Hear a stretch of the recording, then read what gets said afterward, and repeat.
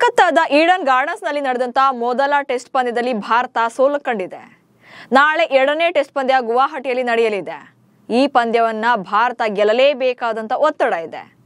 ಆದ್ರೆ ಇಲ್ಲಿರುವಂತ ಸವಾಲು ಅಂದ್ರೆ ಪಿಚ್. ಮೊದಲ ಮ್ಯಾಚ್ ಅಲ್ಲಿ ಇವರೇ ಹೇಳಿ ಮಾಡಿಸಿದಂತ ಪಿಚ್ ರಿವರ್ಸ್ ಹೊಡೆದಿತ್ತು.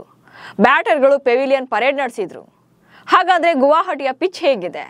ಯಾರಿಗೆ ಪ್ಲಸ್ ಆಗುತ್ತೆ? ಬ್ಯಾಟರ್ ಫ್ರೆಂಡ್ಲಿನಾ ಅಥವಾ ಬೌಲರ್ ಫ್ರೆಂಡ್ಲಿನಾ? ಈ ಬಗೆಗಿನ ಒಂದಷ್ಟು ಮಾಹಿತಿಯನ್ನು ಈ ವಿಡಿಯೋದಲ್ಲಿ ನೀಡ್ತೇನೆ. ನಾನು ಶಾಂತ, ನೀವು ಸುದ್ದಿಯಾನದ ಸಬ್ಸ್ಕ್ರೈಬರ್ ಆಗೋದಕ್ಕೆ ಮರಿಬೇಡಿ. ಭಾರತ ಮತ್ತು ಸೌತ್ ಆಫ್ರಿಕಾ ನಡುವಿನ ಮೊದಲ ಟೆಸ್ಟ್ ಮ್ಯಾಚ್ ಅಲ್ಲಿ ಜಸ್ಟ್ 2.5 ದಿನದಲ್ಲೇ ಎರಡೂ ತಂಡಗಳ ಆಲ್ ಔಟ್ ರಿಸಲ್ಟ್ ಬಂದಿತ್ತು. ಶುಭ್ಮನ್ ಗಿಲ್ ರಿಟೈರ್ಡ್ ಹರ್ಟ್ ಆಗಿದ್ರಿಂದ ಟೋಟಲ್ ಆಗಿ 38 ವಿಕೆಟ್ಗಳನ್ನ ಬೌಲರ್ಗಳು ಬೇಟೆಯಾಡಿದ್ರು. ಅದೆಲ್ಲಕ್ಕಿಂತ ಮೋಸ್ಟ್ ಇಂಪಾರ್ಟೆಂಟ್ ಅಂದ್ರೆ ಎರಡೂ ತಂಡಗಳಿಂದ ಅರ್ಧ ಶತಕಕ್ಕಿಂತ ಜಾಸ್ತಿ ರನ್ ಬಾರಿಸಿದ ಏಕೈಕ ಬ್ಯಾಟರ್ ಅಂದ್ರೆ ಟೆಂಬಾ ಬೌಮಾ. ಸೌತ್ ಆಫ್ರಿಕಾ ಕ್ಯಾಪ್ಟನ್ ಬೌಮಾ ಮಾತ್ರನೇ ಎರಡನೇ ಇನ್ನಿಂಗ್ಸ್ ನಲ್ಲಿ 55 ರನ್ ಗಳಿಸಿ ನಾಟ್ಔಟ್ ಆಗಿ ಉಳಿದಿದ್ರು. ಮಿಕ್ಕವರೆಲ್ಲ ಬಿಲೋ 40 ಒಳಗೇನೆ ವಿಕೆಟ್ ಅನ್ನ ಒಪ್ಪಿಸಿದ್ರು. ಅದಕ್ಕೆ ಕಾರಣವೇ ಪಿಚ್ ಮಾಡ್ಯುಲೇಷನ್. ಗುವಾಹಟಿ ಮೈದಾನದಲ್ಲಿ ಭಾರತದ ಮೊದಲ ಟೆಸ್ಟ್ ಪಂದ್ಯ. ಎರಡನೇ ಟೆಸ್ಟ್ ಪಂದ್ಯ ನಡೆಯಲಿರುವಂತಹ ಗುವಾಹಟಿಯ ಬರ್ಸಾಪಾರ ಮೈದಾನದ ಮೇಲೆ ಎಲ್ಲರ ಚಿತ್ತ ನೆಟ್ಟಿದೆ. ಇಂಟ್ರೆಸ್ಟಿಂಗ್ ವಿಚಾರ ಅಂದ್ರೆ ಇದುವರೆಗೆ ಈ ಮೈದಾನದಲ್ಲಿ ಒಂದೇ ಒಂದು ಟೆಸ್ಟ್ ಪಂದ್ಯವನ್ನು ಕೂಡ ಆಯೋಜನೆ ಮಾಡಿಲ್ಲ. ಗುವಾಹಟಿ ಕ್ರೀಡಾಂಗಣದಲ್ಲಿ ಭಾರತ ತಂಡ T20 ಅಂತಾರಾಷ್ಟ್ರೀಯ ಹಾಗೆ ಏಕದಿನ ಪಂದ್ಯಗಳನ್ನ ಮಾತ್ರ ಆಡಿದೆ. ಸೊ ಈ ಸ್ಟೇಡಿಯಂ ಅನ್ನ 2012ರಲ್ಲಿ ನಿರ್ಮಾಣ ಮಾಡಲಾಗಿತ್ತು.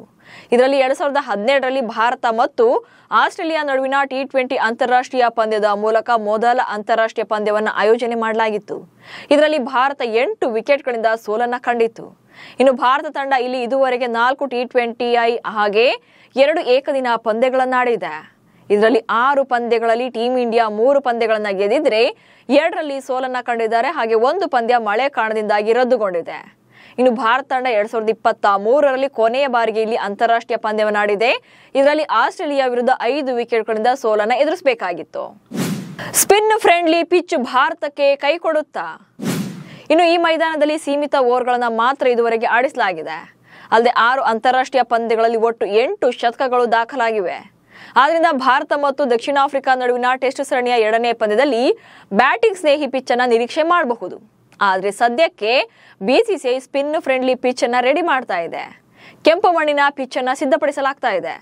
ಕೆಂಪು ಮಣ್ಣಿನ ಪಿಚ್ ಪೇಸ್, ಸ್ವಿಂಗ್ ಹಾಗೆ ಬೌನ್ಸ್ ಆಗುತ್ತೆ.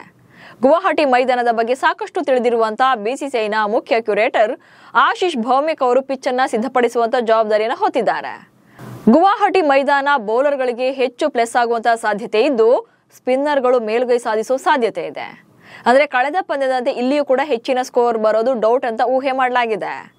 ಆಕ್ಚುಲಿ ಗೌತಮ್ ಗಂಭೀರ್ ಮತ್ತು ಅಜಿತ್ ಅಗರ್ಕರ್ ಸಲಹೆಯ ಮೇರೆಗೇನೆ ಮೊದಲ ಟೆಸ್ಟ್ ಪಂದ್ಯಕ್ಕೆ ಪಿಚ್ ರೆಡಿ ಮಾಡಿದ್ರು. ಆದ್ರೆ ಅದೇ ಮೈದಾನ ಭಾರತಕ್ಕೆ ಉಲ್ಟಾ ಹೊಡೆದಿತ್ತು. ಈಗ ಮತ್ತೆ ಸೆಕೆಂಡ್ ಪಿಚ್ಗೂ ಕೂಡ ಹೇಳಿಯೇ ಮಾಡಿಸಿದ್ದಾರೆ. ಆದ್ರೆ ಅದು ಭಾರತಕ್ಕಿಂತ ಸೌತ್ ಆಫ್ರಿಕಾಗೆ ಪ್ಲಸ್ ಆಗ್ತಾ ಇದೆ. ಅಲ್ಲಿನ ಸ್ಪಿನ್ನರ್ಗಳು ಪ್ರಾಬಲ್ಯ ಮೆರೀತಾ ಇದ್ದಾರೆ. ಆಸ್ಟ್ರೇಲಿಯಾದ ಮಾಜಿ ಆಟಗಾರ ರಿಕಿ ಪಾಂಟಿಂಗ್ ಕೂಡ ಇದನ್ನೇ ಹೇಳಿದ್ರು. ಭಾರತ ಮೊದಲ ಪಂದ್ಯ ಸೋತ ಬಳಿಕ ಭಾರತದಲ್ಲಿ ಸ್ಪಿನ್ನರ್ಗಳಿಗೆ ಹೆಚ್ಚು ಅನುಕೂಲಕರವಾದಂತ ಪಿಚ್ಗಳನ್ನ ಸಿದ್ಧಪಡಿಸ್ತಾ ಇರೋದೇ ಗುಣಮಟ್ಟವನ್ನ ಕಡಿಮೆ ಮಾಡ್ತಾ ಇದೆ.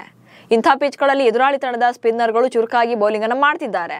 ಕಳೆದ 5-6 ವರ್ಷಗಳಲ್ಲಿ ಟೀಮ್ ಇಂಡಿಯಾ ಹಿಂದಿನಂತೆ ಸ್ಪಿನ್ ಅನ್ನ ಚೆನ್ನಾಗಿ ಆಡ್ತಿಲ್ಲ ಎಂದಿದ್ರು. ಸೊ ಇಲ್ಲಿ ಭಾರತದ ಸ್ಪಿನ್ ಬೌಲಿಂಗ್ ಎಷ್ಟು ವೀಕ್ ಆಗಿದೆ ಅನ್ನೋದರ ಜೊತೆಗೆ ಭಾರತದ ಟಾಪ್ ಕ್ಲಾಸ್ ಬ್ಯಾಟರ್ಗಳು ಸ್ಪಿನ್ನರ್ಗಳ ವಿರುದ್ಧ ಬ್ಯಾಟಿಂಗ್ಗೆ ಎಷ್ಟು ಸ್ಟ್ರಗಲ್ ಮಾಡ್ತಿದ್ದಾರೆ ಅನ್ನೋದನ್ನು ಕೂಡ ರಿವೀಲ್ ಮಾಡಿದ್ರು. ಒಟ್ನಲ್ಲಿ ಮೊದಲ ಪಂದ್ಯವನ್ನ ಸೋತಿರುವಂತಹ ಭಾರತ ನಾಳೆಯಿಂದ 2ನೇ ಪಂದ್ಯಕ್ಕಾಗಿ ಕಣಕ್ಕಿಳಿಯಲಿದೆ. ಮಸ್ಟ್ ಅಂಡ್ ಶುಡ್ ಈ ಪಂದ್ಯವನ್ನ ಗೆಲ್ಲಲೇಬೇಕಿದೆ. ಇನ್ನು ಪಂದ್ಯದ ಟೈಮಿಂಗ್ಸ್ ನಲ್ಲಿ ಬದಲಾವಣೆ ಇರಲಿದೆ. ಗುವಾಹಟಿಯಲ್ಲಿ ಬೇಗ ಕತ್ತಲಾಗೋದ್ರಿಂದ ಪಂದ್ಯವನ್ನ ಬೆಳಗ್ಗೆ 9 ಗಂಟೆಯಿಂದಲೇ ಸ್ಟಾರ್ಟ್ ಮಾಡಲಾಗುತ್ತೆ. ಸಂಜೆ 4 ಗಂಟೆಗೆ ಎಂಡ್ ಆಗುತ್ತೆ. ಸೊ ನಾಳಿನ ಪಂದ್ಯದಿಂದ ಶುರುವಾದಂತಹ ಪಂದ್ಯ ಯಾರು ಗೆಲ್ತಾರೆ ಅನ್ನೋದು ಕೂಡ ಕುತೂಹಲ ಮೂಡಿಸಿದೆ. ನಮಸ್ಕಾರ.